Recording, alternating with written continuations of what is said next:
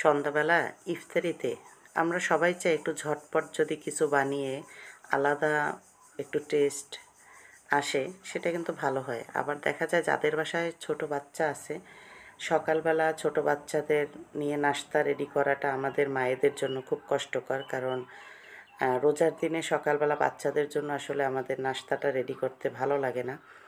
তো সেজন্য ছোট বাচ্চা যাদের বাসায় আছে তারা চাইলে আমার মতো করে এভাবে শর্টকাট রাস্তা বেছে নিতে পারেন। সেজন্যই জাস্ট আপনাদের সাথে আমার এই ভিডিওটা শেয়ার করা।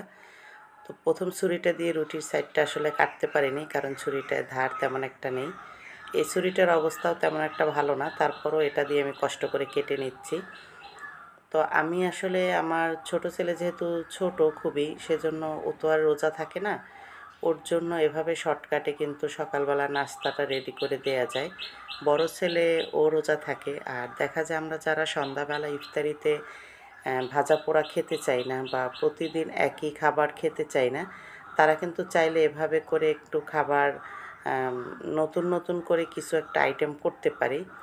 তো আমি রুটিগুলোর সাইডগুলো আগে ভালো করে কেটে নিলাম সবগুলোর। তারপরে আমি একেবারে সিম্পল, মানে খুব সহজে আপনারা এটা করে নিতে পারবেন। কারণ বাসায় রমজান মাসে শসা আমাদের সবারই কম বেশি থাকে। আর দেখা যায় যে টমেটো যে সস, সেটা আমরা বাসায় অনেকেই কিন্তু এখন টমেটোর সিজন, তো টমেটো চাইলে বাসায় রেডি করে নিতে পারেন। আর আমার আসলে এই সসটা কিন্তু আমার বাসায় রেডি করা নিজের হাতে। আর যারা কেনা টমেটো সস ব্যবহার করবেন তারা সেটাই ব্যবহার করতে পারেন। তবে আমি সাজেস্ট করব আপনারা বাসায় রেডি করে নেবেন। যদি স্বাদ কমও হয় সেটাই কিন্তু বাচ্চাদের জন্য স্বাস্থ্যসম্মত হবে। তা আমি একটু রুটির উপরে টমেটো সসটা দিয়ে তার ভিতরে একটা ডিম অমলেট করে দিয়ে দিলাম।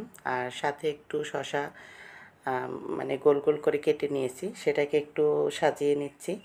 আর সাথে পেঁয়াজও একটু গোল গোল করে কেটে নিয়েছি, সেই পেঁয়াজটাকে একটু সাজিয়ে নেব। কারণ আসলে বাচ্চারা কিন্তু একটু নতুনভাবে যদি আপনি কোনো কিছু করে দেন, সেটাকে ওরা মোটামুটি ভালোই অ্যাকসেপ্ট করে। কারণ একই খাবার খেতে খেতে সবসময় বাচ্চারা অভ্যস্ত হয়ে যায়, খেতে চায় না। তাই কিছুদিন পর পর যদি একটু আইটেমটা চেঞ্জ করার চেষ্টা করেন তাহলে কিন্তু ওদের জন্য খুব ভালো হয়।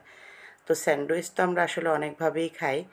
আর আমি অনেক সময় শর্টকাটে কিন্তু এভাবে করেই ওদের স্যান্ডউইচটা দেই, তাহলেও ওরা বেশ পছন্দ করেই খাওয়া দাওয়া করে।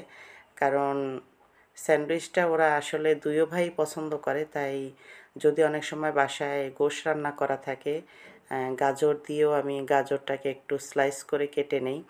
তারপরে একটু লেবুর রস দেই, মেয়োনিজ দেই। তবে মেয়োনিজটা আমি গরমে অ্যাভয়েড করার চেষ্টা করি, যেহেতু বাচ্চারা মেয়োনিজটা আমরা সবাই জানি যে ওটায় তেলের পরিমাণ প্রচুর থাকে। সেজন্য আসলে আমি স্যান্ডউইচে বেশিরভাগই মেয়োনিজটা ব্যবহার করি না।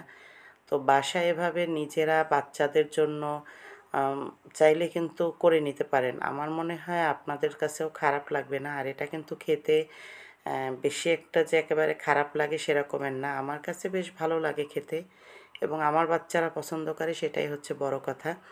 তো আমি সেজন্য চিন্তা করলাম যে আপনাদের সাথেও আমি এটা শেয়ার করি।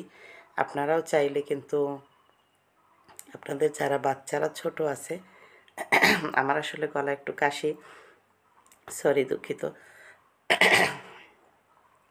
সেজন্য চাইলে আপনারা কিন্তু এভাবে করে শর্টকাটে বাচ্চাদের টিফিনটা রেডি করে দিতে পারেন। বা ইফতারিতেও যদি চান, আগে একটু রেডি করে নিলে ইফতারিতে কিন্তু আমরা ভাজা পোড়াটা ২-১ দিন না খেয়ে তারপরে কিন্তু এভাবে করে স্যান্ডউইচটা খেতে পারি। আর ভাজা পোড়া আমাদের শরীরের জন্য সবারই ক্ষতিকর। তারপরও আমরা বাঙালিরা আসলে লোভনীয়, কারণ রমজানে আমাদের যদি ভাজা পোড়া না হয় তাহলে ইফতারটা জমে না।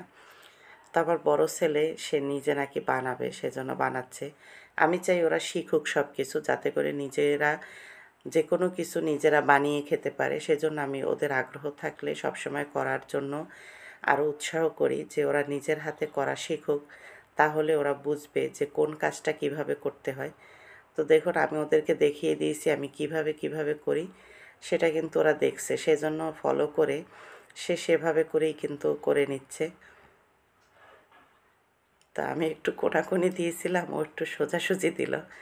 যাই হোক, কথা হচ্ছে বাচ্চারা পারলেই হলো। আমার ছেলে আসলে সস বেশি পছন্দ করে, সেজন্য দেখেন ২টা রুটিতেই সস দিয়ে নিচ্ছে। ছোটোটা আবার পাশে বসে মানে সেও একটু করার জন্য আগ্রহ।